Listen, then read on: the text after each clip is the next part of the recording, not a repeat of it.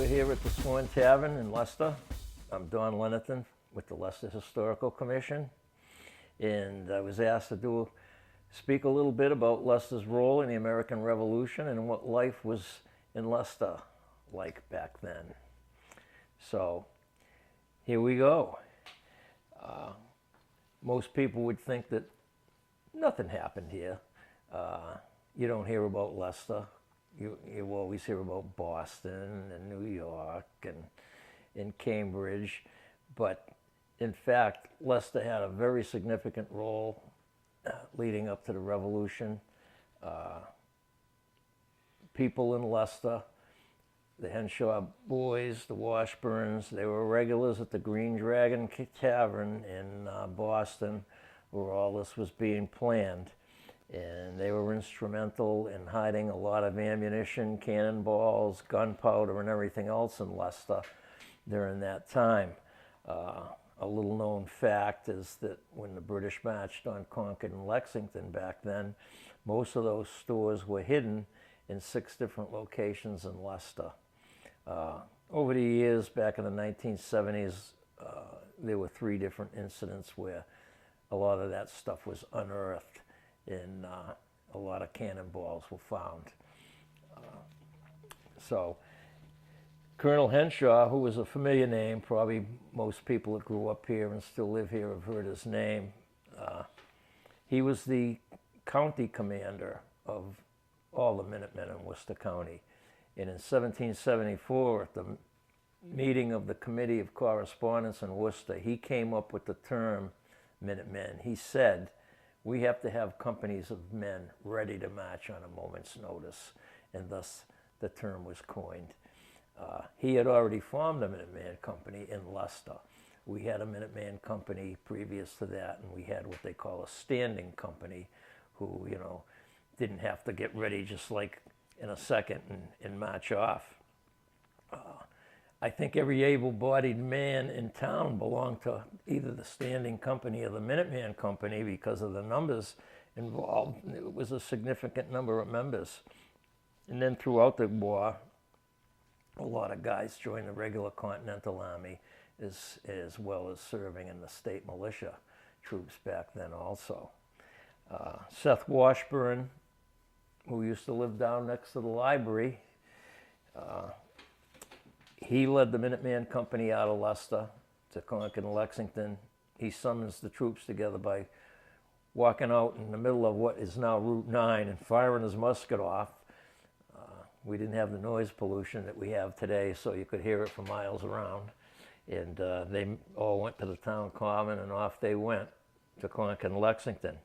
On their way, they stopped on Sergeant Street in Cherry Valley, which was the main post road back then, and one of the sergeants that lived on the corner of Redfield Road and Sergeant Street had melted down his clock weights into musket balls, and he distributed the musket balls to a Minuteman Company when they were on the way to Concord and Lexington.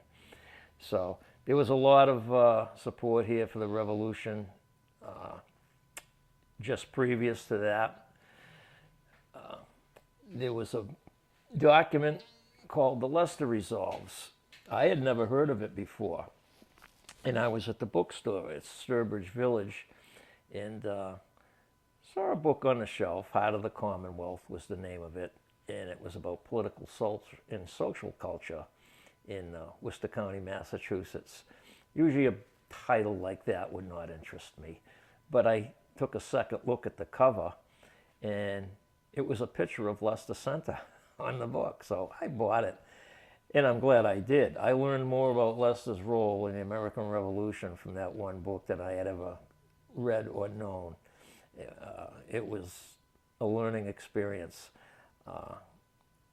We have since been able to find the text of the Leicester Resolves and have been able to reproduce it. We have copies at the Swan Tavern. When people stop in when we're open, they could actually get themselves a copy of the Leicester Resolves. And it gives one a really good idea of what was going on back here back then and the resolve of the people to preserve their freedom and their rights. It was a pretty hostile atmosphere back then also.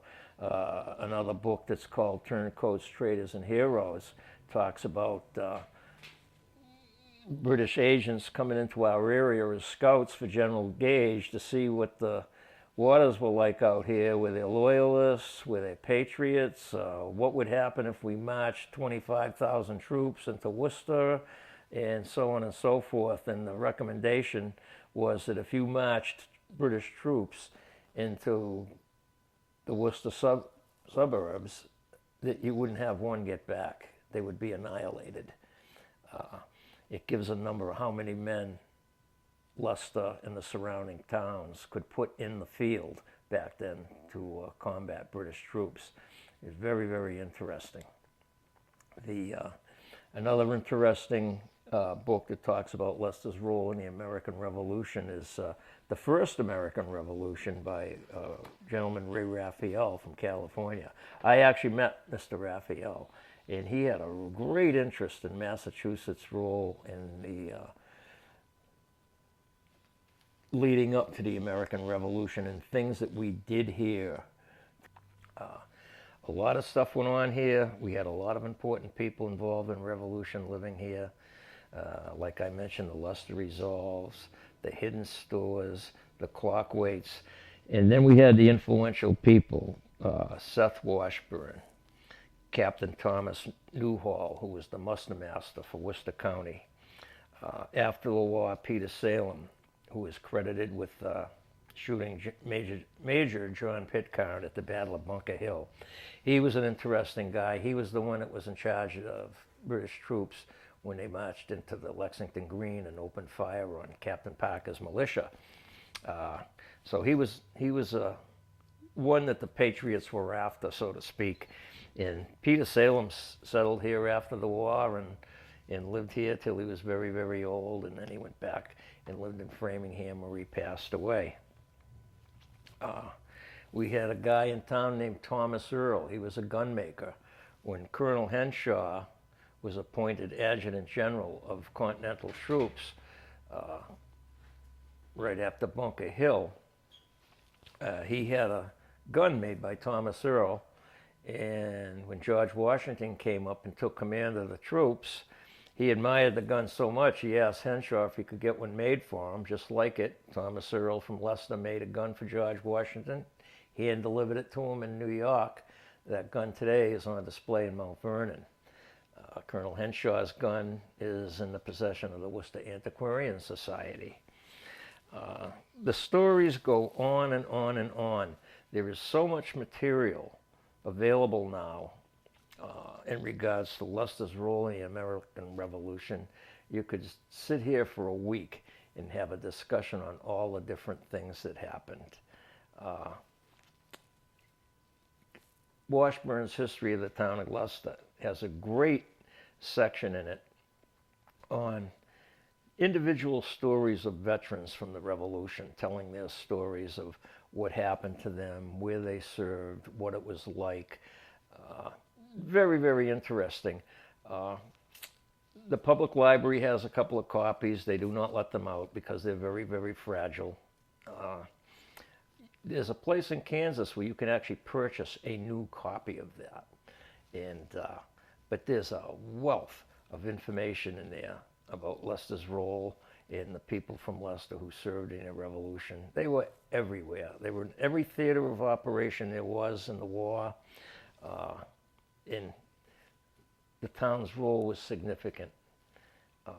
Leicester was a supply depot. There was a guy from Leicester who was in charge of county supplies for the Continental Army, and that stuff was all stored in Leicester. And the women from Leicester, because I don't think there was an able-bodied man left here looking at the numbers, they made blankets, socks, shirts, and kept them in stock for the Continental Army. And that was right here in town. I mentioned Thomas Earl, a gun maker. He was making firearms. Seth Washburn, who led the Minuteman Company out, he ended up a county commander of militia. Thomas Newhall from Leicester was the muster master for the county. Joseph Henshaw was involved, Colonel William Henshaw's brother. I mean, the list goes on and on and on of the Leicester people who served a significant role in the American Revolution.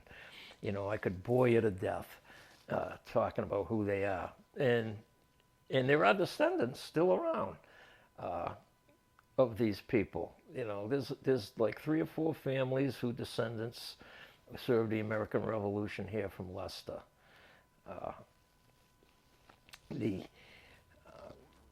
We serve such a significant role, and we're so little recognized here in Central Mass that I find a little bit upsetting from time to time. You know, all the Revolutionary War stuff seems to be focused on your larger cities now, but in reality, towns like Leicester really played such a significant role. The town was a household name back then in the Bay State. It was one of the more active towns in the Revolution. A lot of things went on here. Think about today with thousands of British troops marching down Route 9. That actually happened here when General Amherst went to take command of the British Army just before the Revolution during the French and Indian Wars. And then just think of thousands of POWs marching through Leicester. Well, that happened after the Battle of Saratoga. All the Hessian prisoners and everything were marched down through 3 different routes. One of them was right through Leicester to Boston.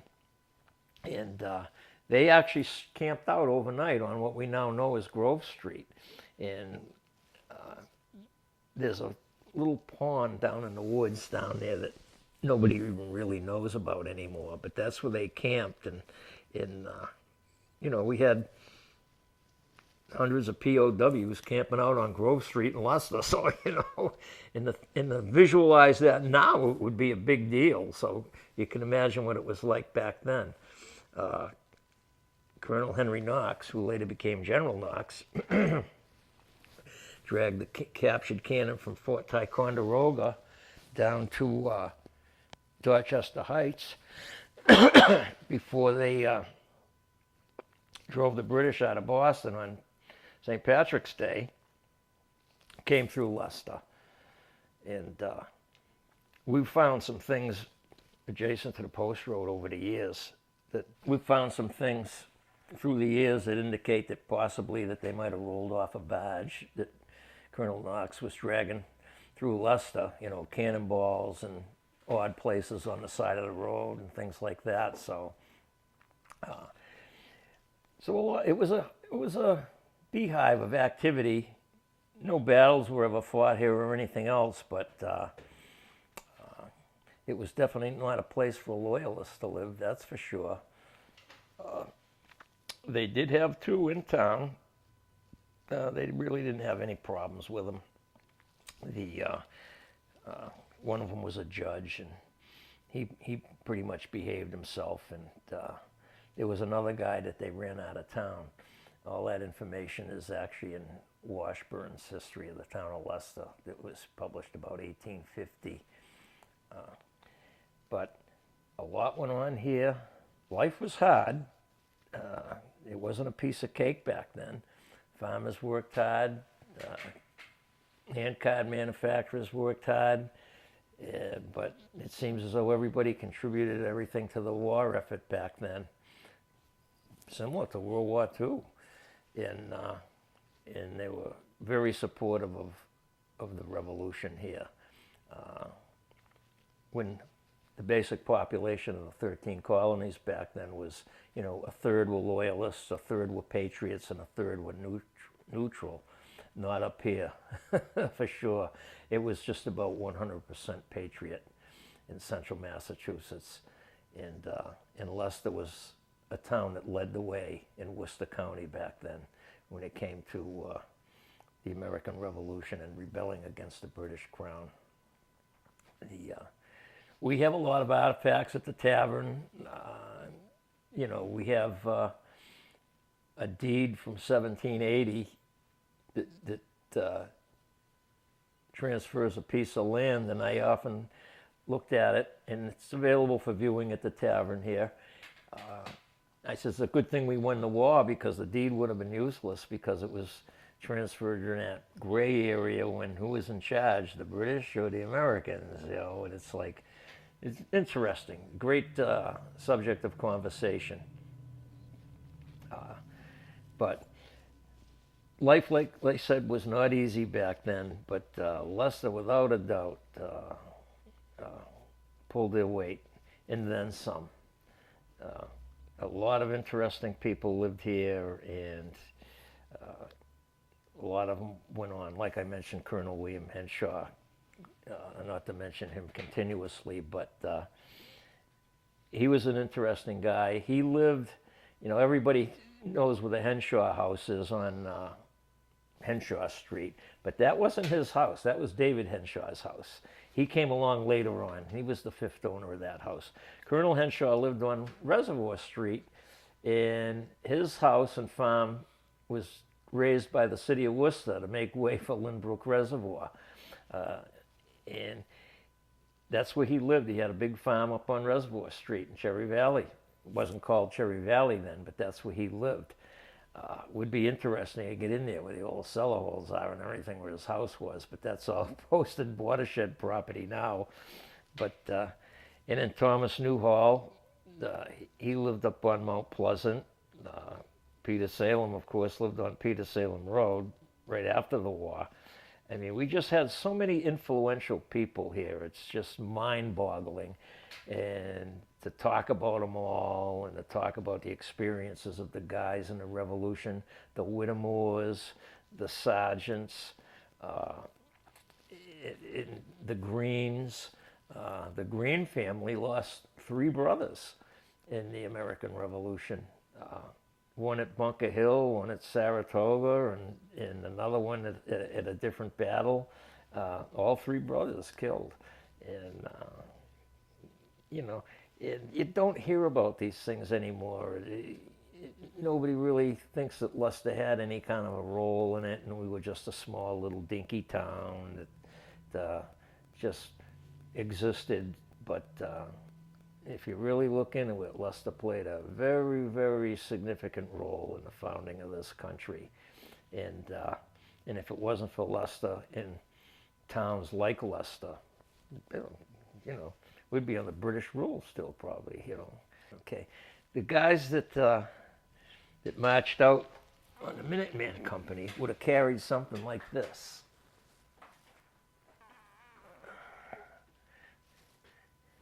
It's a regular civilian issue. Every day, what they call Pennsylvania rifle, but that's what everybody just about carried back then. Everybody owned one. It was a matter of survival, because a lot of people had to hunt for their own food. And this is what our Minutemen Company would have carried to Concord and Lexington.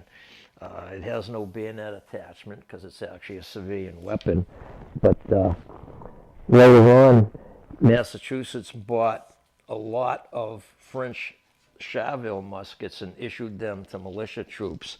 But your everyday Minuteman carried one of these. They weren't issued anything. They bought their own stuff or made it themselves, and this is what they would have carried.